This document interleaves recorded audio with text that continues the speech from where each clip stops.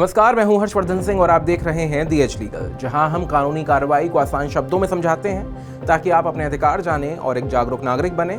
आज की वीडियो में हम जानेंगे कुछ ऐसे ही जरूरी कानूनी मामलों के बारे में जो सीधे तौर पर आपकी जिंदगी और हक से जुड़े हैं। तो चलिए शुरू करते हैं आज की बड़ी कानूनी खबरों के साथ। सुप्रीम कोर्ट ने खजुराहो की खंडित विष्णु मूर्ति पुनर्स्थापना याचिका ठुकराई। इलाहाबाद हाई कोर्ट ने एसआरएमयू लॉ स्टूडेंट्स पर कथित पुलिस बर्बरता की जांच से किया इनकार।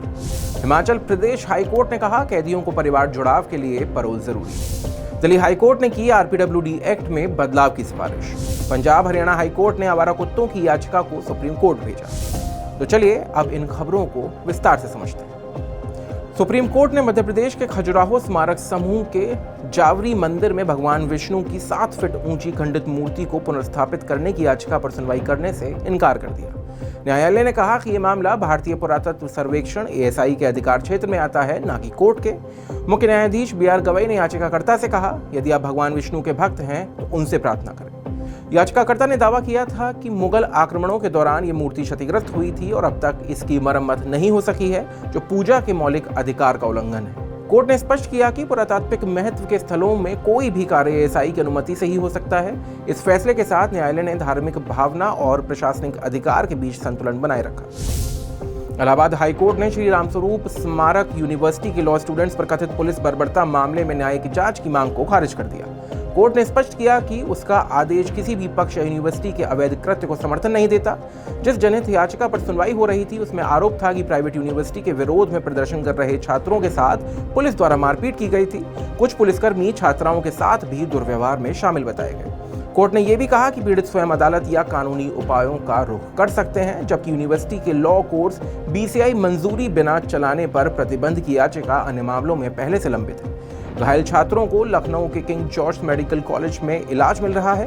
कोर्ट ने पूरी जनहित याचिका को ठुकरा दिया, लेकिन साफ किया कि इस फैसले को किसी अवैध कार्य के समर्थन के रूप में न समझा जाए। हिमाचल प्रदेश हाई कोर्ट ने फैसले में कहा कि कैदियों को अपने पारिवारिक समस्याओं को सुलझाने और समाज से जुड़े रहने का अवसर मिलना चाहिए। सिर्फ एफआईआर दर्ज हो जाने से पैरोल से इनकार नहीं किया जा सकता। मामले में याचिकाकर्ता ने कृषि कार्य के लिए 42 दिन की पैरोल मांगी थी, जिसे पीड़ित की मां की आपत्ति और पिछली पैरोल पर दर्ज केस के कारण खारिज कर दिया गया था।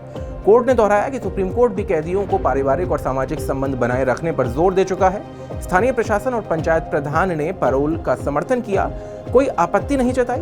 कोर्ट ने अस्वीकृति आदेश रद्द किया और 42 दिन की पैरोल पर रिहाई का निर्देश दिया। ये न्यायिक मानवता और पुनर्वास का उदाहरण है। दिल्ली हाई कोर्ट ने उच्च शिक्षा संस्थान में दिव्यांगजन के लिए आरक्षित सीटें यदि भरी नहीं पाती हैं तो उन्हें अगले साल के लिए कैरी फॉरवर्ड या अन्य दिव्यांग उम्मीदवारों को देने के लिए आरपीडब्ल्यूडी एक्ट में बदलाव की जरूरत बताई।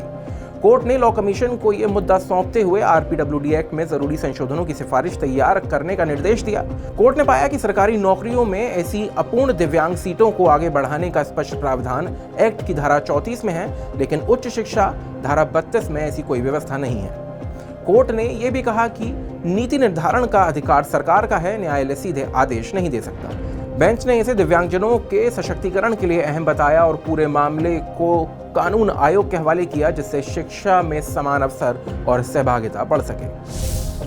पंजाब हरियाणा हाईकोर्ट ने आवारा कुत्तों के प्रबंधन के लिए पिछले फैसले के क्रियान्वयन को लेकर लगी अवमानना याचिका को सुप्रीम कोर्ट में ट्रांसफर कर दिया है। ये कदम सुप्रीम कोर्ट द्वारा राष्ट्रीय स्तर पर आवारा कुत्तों के प्रबंधन के लिए नीति बनाने के निर्देश के बाद उठाया गया।